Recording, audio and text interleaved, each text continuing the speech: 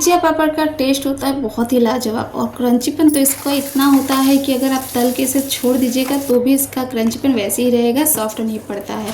इसे बनाना भी बहुत आसान है, मतलब कि पहले तो मुझे लगता था कि बहुत मुश्किल है, बहुत मेहनत है, लेकिन ऐसा कुछ नहीं है। इसे बनाना बहुत आसान है। तो इसकी रेसिपी आज आप लोग के मेरे साथ मैंने मतलब कि खिचिया पापड़ ही बनाया था, तो आज की उसकी रेसिपी आप लोग के साथ शेयर कर रही हूँ। तो सबसे पहले गैस ऑन कर ली हूँ, उसके बाद ये भगोना मैंने रख ली हूँ गैस पर, और उसके बाद एक बर्तन ले लेना है, कोई भी बर्तन जिससे हम लोग का नाप सेट हो जाए। तो यहाँ पे मैंने एक कटोरा ले लिया है और इस कटोरे के साथ यहाँ पे मैं इस भगोने में 4 कटोरा पानी डाल लूँगी। और यहाँ पे आपको ध्यान मतलब कि नाप के साथ आप बनाइएगा तो ये आपका परफेक्ट पापड़ बन के रेडी होगा। तो सबसे पहले मैंने यहाँ पे 4 कटोरा पानी ले ली हूँ और उसके बाद पानी लेने के बाद बाकी सारी चीज़ों को हम डाल लेंगे, जिसमें इसमें सबसे पहले मैं 1 चम्मच जीरा डालूँगी। उसके बाद यहाँ पे मैंने अजवाइन ले ली हूँ, तो अजवाइन को यहाँ पे मैं अच्छे से क्रश करके यहाँ पे उसमें डाल लूँगी।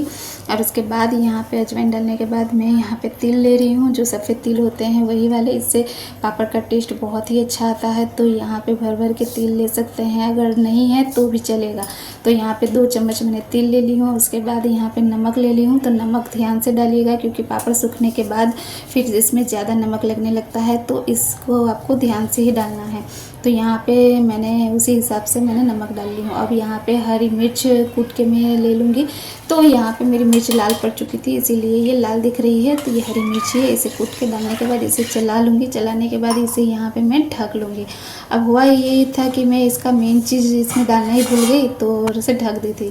तो यहाँ पे इसमें जो इसका क्रंचीपन जिससे आता है वो है पापड़ खार। तो पापड़ खार यहाँ डाल लेना है। और ये मैंने काफ़ी यहाँ स्टोर में मतलब कि खोजा था, लेकिन मुझे मिला नहीं, तो फिर मैंने इसे ऑनलाइन ही मंगवाई हूँ। तो यहाँ पे 1 चम्मच पापड़ खार डाल लेना है। और अगर पापड़ खार नहीं है तो आप सोडा डाल सकते हैं, लेकिन सोडा से वो टेस्ट नहीं आता, तो पापड़ खार ही आप डाल ले तो अच्छा है। तो यहाँ पे मैंने पापड़ खार यूज़ किया है। अब इसे अच्छे से चला लूँगी और 10 से 15 मिनट कम से कम इसे बॉईल करना है मीडियम आंच पे। और जैसे ही बॉईल होगा तो यहाँ पे आप देख सकते हैं कि जो पानी मेरा जितना था उससे थोड़ा कम हो चुका है, मतलब कि 4 कटोरा पानी में से यहाँ पे 3 कटोरा ही पानी रह गया है। तो उतना आप लोग को उबाल लेना है। और उसके बाद यहाँ पे उबलने के बाद यहाँ पे मैं चावल का आटा ले रही हूँ। तो जिस कटोरे से मैंने पानी लिया था उसी कटोरे से मैं 1 कटोरा चावल का आटा ले लूँगी। यहाँ पे चावल का आटा आपका आटा जैसा होता है, नए चावल का आटा होता है या फिर पुराना चावल का आटा होता है, तो उसी हिसाब से हमें पानी में ये चावल का आटा लगेगा। तो यहाँ पे तो सबसे पहले मैं क्या करूँगी कि पहले 1 कटोरा इसमें डाल के देखूँगी कि कितना और मुझे लगेगा। तो मैं तो प्रीफर करती हूँ कि पहले 1 कटोरा डालने के बाद ही बाकी जितना आटा लगेगा वो मैं लूँगी। तो ये इसके साथ ही मैंने एक बेलन ले लिया है और उसी से हमें ये मिलाते जाना है। चावल का आटा डालते जाना है और इस तरह से मिलाते जाना है, हाथ को रोकना नहीं है। इसी तरह से घुमाते हुए हम लोग को चावल के आटे को अच्छे से मिक्स कर लेना है। और देखिए इस तरह से मिक्स करते हुए यहाँ पे मुझे लगा कि और भी थोड़ा सा इसमें चावल का आटा जाएगा, तो मैं यहाँ पे दोबारा से थोड़ा सा चावल का आटा ले रही हूँ। तो चावल का आटा जो मैं ले रही हूँ तो वो पूरा भर के नहीं लूँगी, आधा कटोरे से भी कम लूँगी। तो यहाँ पे मुझे अंदाज़ा था, तो उस हिसाब से मैंने सारा ले लिया है और डायरेक्ट ही सारा मैं डाल लूँगी। लेकिन अगर आप लोग को अंदाज़ा नहीं हो तो थोड़ा थोड़ा करते ही डालिएगा कि कितना लगेगा नहीं लगेगा। तो उस हिसाब से मैंने यहाँ पे डाल के इसे अच्छे से मिक्स कर लूँगी। और उसके बाद आप देख सकते हैं कि इसे कितने मतलब कि यहाँ पे थोड़ा सा इसे चलाना मुश्किल हो जाता है। अगर आपके घर में आपके हस्बैंड हैं तो उनसे पकड़वा सकते हैं या फिर मतलब कि किसी की हेल्प ले सकते हैं। तो यहाँ पे तो मेरे अभी कोई था नहीं घर पर, तो मैं खुद ही कर लेती हूँ। यहाँ पे आप देख सकते हैं कितने अच्छे से इसे मिक्स करके इस तरह से डो जैसा बना लेना है। तो ये जो डो बन जाता है इसे खींचू कहते हैं। तो इस तरह से खींचू को तैयार कर लेना है, क्योंकि ये खिचिया पापड़ है तो इसका जो डो होता है इसे खींचू बोला जाता है। जो गुजरात में मतलब कि खींचू ऐसे ही लोग खाते भी हैं। तो यहाँ पे इस तरह से मतलब कि जैसे ही डो जैसा बन जाता है तो उसके बाद यहाँ पे इसे फिर से मैं ढक के 10 मिनट के लिए एकदम स्लो फ्लेम कर लूँगी गैस का, और इसे 10 मिनट के लिए ढक दूँगी, ऐसे ही छोड़ दूँगी। और 10 मिनट होने के बाद इसे फिर मैं उतार लूँगी। तो यहाँ पे ये वाला प्रोसेस बहुत ही ज़रूरी है, क्योंकि आप जितना अच्छा इसका डो लगेगा या बनेगा तो उतना अच्छा ही पापड़ बनेगा। बस यहाँ पे अब क्या करूँगी कि एक साफ पॉलीथीन ले लूँगी और उसके बाद इस पर अगर आप मतलब कि तेल लगाना चाहते हैं तो लगा सकते हैं, नहीं तो ये बिना मतलब कि इस पॉलीथीन में करने के बाद ये चिपकता नहीं है। लेकिन यहाँ फिर भी थोड़ा सा मैं तेल ले लूँगी और तेल लेने के बाद इसे अच्छे से फैला लूँगी पॉलीथीन पर। और उसके बाद जो यहाँ पे हमारा चावल का आटा का जो खींचू बन के तैयार हुआ है तो उसे इस पर डाल लूँगी, क्योंकि अब इसे पॉलीथीन से अच्छे से मसलना है। तो यहाँ पे आप थोड़ा मजबूत वाला पॉलीथीन ले सकते हैं और इसे इस तरह से अच्छे से मसलना है। और इसे आपको गरम गरम में ही करना है, क्योंकि ठंडा होने के बाद फिर आपको बहुत ज़्यादा मेहनत लगेगी इसे मसलने में, क्योंकि ये बहुत जल्दी चिकना होता नहीं है और गरम में बहुत जल्दी ही हो जाता है। तो कोशिश कीजिएगा कि गरम में ही ये सारा खींचू को अच्छे से इस तरह से मसल के सॉफ्ट सा मुलायम से चिकना सा डो लगा लेंगे। और देखिए ये मेरे हाथ में बिल्कुल भी चिपक नहीं रहा है, इसका मतलब ये हमारा चावल का आटा का डो तैयार हो गया है। तो बस इसे मैं इसी तरह से डो बना के इसमें रख लूँगी अलग से बर्तन में। और बाकी सारे जो खींचू है तो उसको भी इसी तरह से मसल के मैं तैयार कर लूँगी। तो ये गुजरात का फेमस जो खिचिया पापड़ होता है उसका मतलब कि मैं बचपन से ही मुझे ये वाले मतलब कि बहुत पापड़ पसंद है। तो अब मैं क्या करूँगी कि यहाँ पे 2 पॉलीथीन ले लूँगी, आप जो देख सकते हैं। और उसके बाद जो हमने आटा लगाया था चावल का तो उसे एक लोई ले लूँगी और इस तरह से एक पॉलीथीन पर दूसरे लोई को रख के दूसरे पॉलीथीन रख के इसे अच्छे से एक कटोरी सेट कर ली हूँ। तो इस कटोरी से इस तरह से घुमाते हुए मैं यहाँ पे पापड़ को इस तरह से फैला लूँगी। लेकिन ये वाला करने में मुझे लगा ना बहुत टाइम लगेगा, तो फिर भी मैं आप लोग को दिखा सकती हूँ। देखिए किस तरह से ये बन के तैयार हुआ है। ऐसे तो इस तरह से भी बना सकते हैं।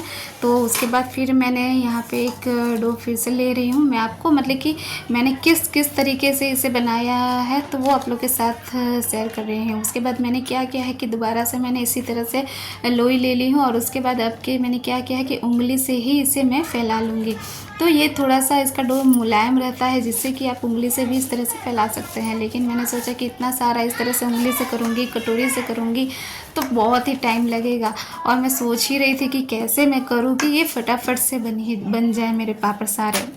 तो बस फिर मुझे क्या थोड़ा सा आइडिया आया कि चलो इसको मतलब कि कुछ और तरीके से ट्राई करती हूँ। तो पहले मैंने क्या किया कि ऐसे तो हमारा डो चिकना सा बन ही चुका था अच्छे से, लेकिन फिर से इसे अच्छे से मिला लूँगी कि जिससे कि ये बिल्कुल भी नहीं चिपके और पापड़ हमारे अच्छे से हो जाए। और उसके बाद इसे इस तरह से लंबा करके इसे इस तरह से डो को मैं इस तरह से चाकू से काटूँगी। लेकिन ये आपको इस तरह से चाकू से नहीं काट के एक धागा ले लीजिएगा, उससे काट के इस तरह से फिर आप लोई बना सकते हैं। तो इस तरह से मैंने सारे लोई बना ली हूँ। अब मैं इसे किस तरह से बनाऊँगी वो आप लोग के साथ शेयर करेंगे। देखिए यहाँ पे मैंने एक जो पीढ़े पे मैं बना रही थी, लकड़ी का जो पीढ़ा था उस पर बना रही थी, तो उसी को लेके इस तरह से मैंने थोड़ा सा प्रेस घुमा कर प्रेस कर ली हूँ। तो ये अच्छे से गोल गोल बन के तैयार हो गए हैं। और बहुत ही मतलब कि 2 सेकंड भी नहीं लगा। और ये देखिए कितने अच्छे से एक बराबर बन के एकदम मतलब कि सारी साइड से एक बराबर बने हैं, कहीं से मोटा ना कहीं से पतला। और कटोरी से उंगली से हो जा रहा था कि कहीं पतला हो जा रहा था कहीं मोटा हो जा रहा था। तो और टाइम भी लग रहा था ये उसमें। तो ये वाले इस तरह से मैं जब बनाने लगी तो देखा कि फटाफट से ये बन के तैयार हो रहे हैं। तो उसके बाद यहाँ पे मैं सारे पापड़ ऐसे ही लकड़ी के पीढ़े से ही बनाने लगी।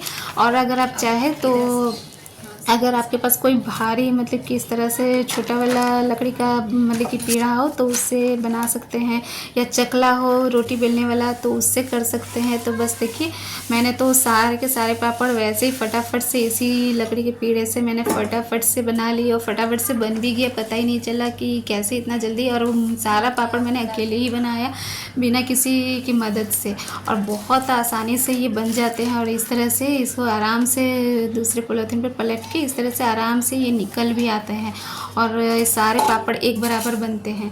तो बस मैंने तो ये पापड़ 2 दिन बनाए थे, 2 दिन करके बनाया था। एक दिन इतना मैंने बनाया तो इतने मतलब कि 1 कटोरी और 1 कटोरी से थोड़ा और ली थी, तो उसमें मेरे कम से कम 50 पापड़ तो एक दिन में बन ही चुके थे।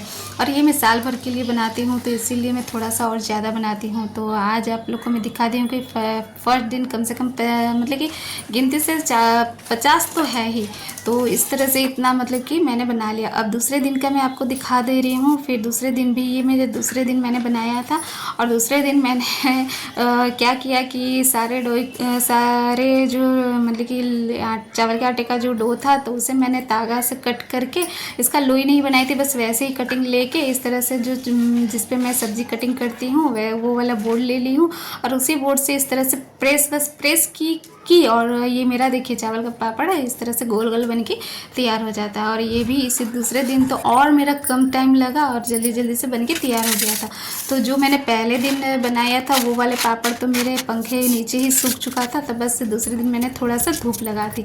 और आज हुआ क्या कि पूरा दिन ही मेरा लाइन कटा हुआ था, तो बिजली नहीं थी, तो इसी वजह से ये पंखा तो चल नहीं रहा था, तो इसे मैं धूप में ले आई कि धूप में ही सुखा लेती हूँ। अब तो इसे मैंने मतलब कि धूप में रखे हुए मेरे आधे दिन हो चुके थे, तो उसे मैं पलट ली। और पलटने के बाद यहाँ पे फिर से मैं ये नीचे चलाई, आपको मैं दिखा दे रही हूँ कि ये पापड़ देखिए इसका कलर भी कितना अच्छा आया है और ये पापड़ सारे बहुत ही अच्छे बने हैं। अब उसे मैं उतार लूँगी क्योंकि ये वाले तो पापड़ बिल्कुल ही सूख चुके हैं और आपको मैं इस पापड़ का दिखा दे रही हूँ। तो ये आप देख सकते हैं कि ये वाले पापड़ मेरे करीब से कितने अच्छे से मतलब कि सूखे हुए हैं। इसके आवाज़ भी आप सुन सकते हैं, इसका आवाज़ भी कितना अच्छा मतलब कि आ रहा है। इस मतलब कि इसका मतलब पापड़ बिल्कुल अच्छे तरीके से सूख चुके हैं। आपको इसका मैं तल के दिखा दे रही हूँ। जैसे ही इसे हम तलेंगे तो ये पापड़ जितना था उससे थोड़ा सा डबल हो जाएगा।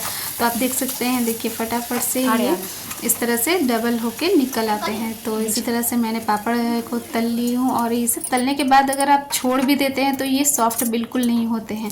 तो मैंने थोड़ा सा बड़े वाले जो हाथ से बनाए थे वो भी तल रही हूँ, और जो मैंने लकड़ी के पेड़े से बनाया था तो वो भी आपको तल के दिखा दे रही हूँ। छोटे वाले पापड़ तो वो भी उसी तरह से थोड़े से साइज़ में डबल हो जाते हैं।